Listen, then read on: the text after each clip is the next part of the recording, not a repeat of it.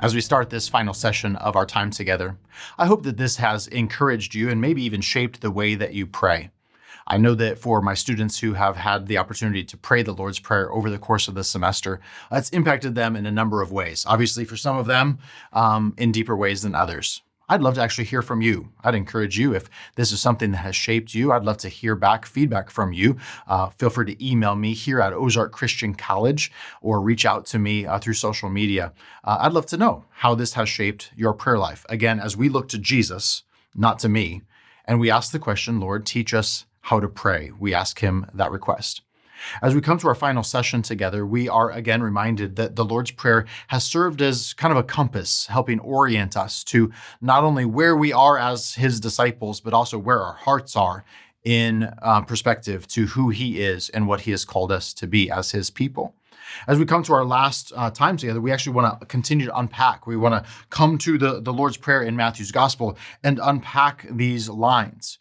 And I've already encouraged you that in many ways, as you pray this prayer in your personal life, that it kind of form a path for you, a path by which you can pray, but you can stop at any point in time and pause and rest in the prayer. And so sometimes you might pray the first line, Our Father in heaven, and that might be as far as you need to get that day.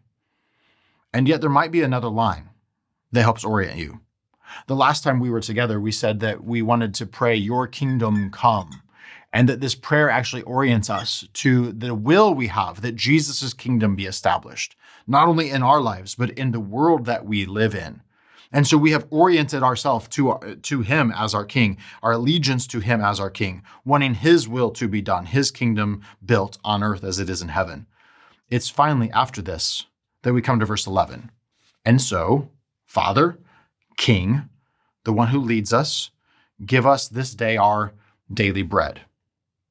We've also said this, and I just want to remind you that there is this story of God, this story that then echoes into the present, that God is a God who feeds his people, who gives them what they need. And you might go, well, God doesn't always give physical bread. I know, because in the Gospels, we actually recognize that there's bread, and then there's real substance bread, and that Jesus promises to meet us on that deeper level. And even in this perspective of the kingdom of heaven, is that there's a dynamic that even bread has this deeper meaning when it comes to bread on earth. And yes, we do at times pray. I think it's appropriate for us to pray for physical bread. Can I let you know? One time our family prayed this prayer at the table, and we meant physical bread. It was a number of years ago now. We had young kids, 3 young kids, and we were praying at our dinner table. I was trying to teach them to pray the Lord's Prayer. And as we prayed this line, give us today our daily bread, we meant it. We had gone through some financial troubles. We had had multiple things that had broken down, and we just burned through everything in savings. And we just didn't know how we were going to buy groceries that week. And this particular instance, we had someone from church who called my wife. They'd gotten to know each other from the playground and raising up kids and taking them to the playground, to the park. And she said, hey, my dad runs a food bank in town, and there's some leftover food there, and I didn't know who to take it to. I know you have 3 kids. I thought, maybe the Dalrymples could use this. And so here she pulls up in her family minivan and unpacks these boxes of food, and there's bread. Sometimes when we pray this prayer, we need to trust that God is a good father, that he is in heaven, and that he wants to meet the needs of his children. Sometimes it's just daily bread, though. It's not necessarily bread for tomorrow and the next day and the next day. He just gives us what we need for today and then asks us to trust him again for tomorrow. But ultimately, there's a time component to this as well, where we ultimately trust him for that day, for some day. Because even if on that day, that daily bread prayer was not answered in the way that I thought maybe God the Father would answer it, that maybe convictionally, my trust in God the Father is that he will one day answer it in a way that will fulfill this prayer, to recognize that he met his promise, and he was faithful, and he was true. See, this prayer orients us to who God is, and really what's real on earth, but ultimately also orients us eschatologically or to time in the future as we look forward to God fulfilling all things and bringing all things about. So give us today, this day, our daily bread. Maybe that daily bread is like the context of Luke chapter 11, where we were taught how to pray. You notice the context right above that passage in Luke chapter 10? It's Mary and Martha. Mary and Martha are there and they're interacting, and Martha's upset about many things, worried and upset at serving the table and serving food. But Mary is actually sitting at the feet of Jesus. She has the daily bread that day. And Jesus says, this is the better choice. You see, that very context is then the next chapter where the disciples say, Lord, teach us how to pray. Like, teach us how to live in your presence, to walk with you, to, like Mary did, sit at your feet. And maybe the prayer ought to be this, where we pause and we sit by the cairn on the side of the path that marks the path. Maybe we get to this part in the path and we actually just go, what I really need today, I just need you. Jesus, I need to sit at your feet. In the midst of all the chaos and all the stress and all the noise, you're my daily bread. Like, I want to consume you. You're what my heart is longing for. You're what I'm searching for. Give me today that daily bread. Maybe it's his words, and we want to consume his words. And so give me today this daily bread. You see, this prayer might stop us. It also might be one of those prayers where it's daily bread, where it's still kind of like physical bread, but it's kind of just something I need today. Like, help me with this task that I'm called to do today, this role at work that I'm called to fulfill today, this responsibility that I'm called to bear today. Help me with that daily bread. And I don't know, maybe as you stop at this point in the path, you can actually dwell here for a while. Orient yourself to the kingdom of God, the will of God, that God is a good father. He's over all these things, that you're one to live out his kingdom in your life, but he cares about these things. Just daily bread kinds of things. God's good. He doesn't want you to just overlook it and go, that's insignificant. I don't care about that. No, it's okay. Go ahead and ask about daily bread. And then verse 12, forgive us our debts. Now, you know this is part of the story as well. As we look back in the story, part of the story is, he has. This is part of why I'm a disciple, because Jesus forgave my debts. And so we have this line that is here, forgive us our debts, as we also have forgiven our debtors. And it orients us relationally to other people. You remember that parable Jesus tells of the servant who's been forgiven the national debt, insurmountable debt. And he comes and he pleads with the king to forgive him. And the king does. The king forgives him of a debt that he could never pay. And then he goes out and there's a fellow servant who owes him a debt that's significant, but is by no means what he had been forgiven of. And he chokes and then holds that servant accountable and throws him in prison and wants, everything evil to happen to him. And Jesus is going wait a second. How could the one who's been forgiven so much go out and not forgive someone else? So this prayer orients us to our story of our identity, of who we are and what Jesus came to do, and then our relationships with other people. So forgive us our debts in the same way as we have also forgiven our debtors. That's a pretty dangerous prayer to pray, by the way, if you're going to go out and hold a grudge against someone else. Now, I want you to know this, that forgiveness, and in many ways, there's a biblical form of forgiveness. And then there are, I would just say, worldly or earthly forms of forgiveness as well. Forgiveness is not pretending that sin is not significant. Because, by the way, Jesus did not pretend that sin was not significant. He died on a cross for it. Sin is significant.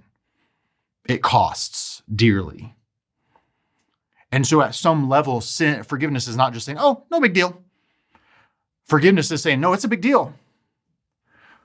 But so is the death of Jesus. So is the forgiveness of Jesus. And so I will not hold vengeance toward you, desire wrath against you, because the wrath was actually already poured out.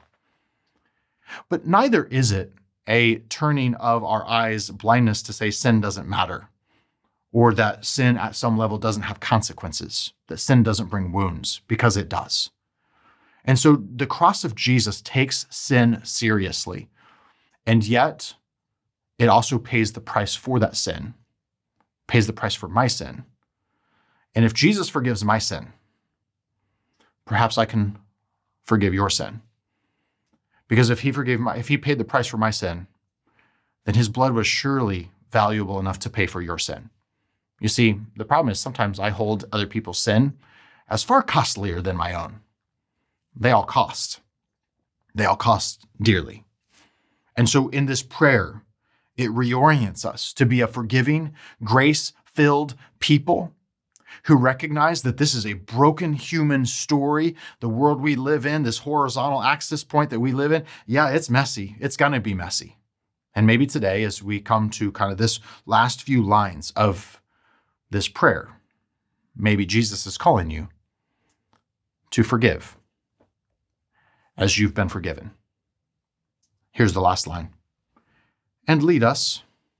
Notice that line. This has been a path of prayer. Lead us along this prayer, but ultimately lead us in life. Notice this. Lead us not into temptation. Like, help us not walk on this path that goes off the path. Lead us not into temptation, but deliver us, save us from evil. Lead us to life. Lead us to truth. Lead us to hope. Ultimately, lead us to your kingdom that is in heaven. Lead us to you. This could also be translated, deliver us not only from evil, but the evil one. And it's probably a both and, but deliver us from the evil one. Deliver us ultimately to you, the one that we entrust our lives to. This prayer has formed a path. And I hope that you've walked along this path now. Maybe you've actually started to see how this path becomes a worn path, a familiar path, a path that you walk again and again, a conversation that you walk again and again as you walk down the path.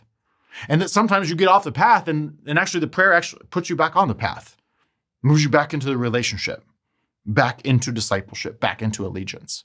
And I pray that this is part of that process for you. That as you have come to both Luke 11 and Matthew 6, that as you have asked Jesus, Jesus, teach us how to pray, that it's been a part of your discipleship process to learn from Jesus how to pray, but then also how to live. I hope that it shapes you. I hope that it interrupts you at times where you're off the path. And I hope that it leads you ultimately where we desire to go, which is to dwell with him. My wife and I met on this campus here at Ozark Christian College back in 1998. We started going on walks together. Here on campus, we kind of humorously talk about it as the Ozark Loop or the Ozark Walk. And we started walking together. And the reality is my wife walks a lot faster than I do, and it's hard for me to kind of keep up with her. But over the years, as we've been together, we have learned how to walk in the same rhythm, how to walk in the same path together. And I still have to walk a little bit faster, but she walks a little bit slower.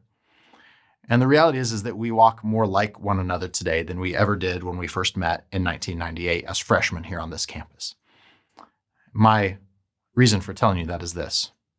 I think the more that you walk with Jesus, the more that you have these conversations with him, not only the more nostalgic or endearing those conversations will be, but the more you will walk like him. And that's my hope, not only to unlock for you how to pray and the words to say, but also how to orient your heart and your mind and your discipleship to him as you walk with him so that you walk more like him. But really, so that you'll just enjoy walking with him. So when you pray, I pray that when you pray, becomes something that you treasure and is a foretaste of dwelling with him and walking with him in eternity in heaven.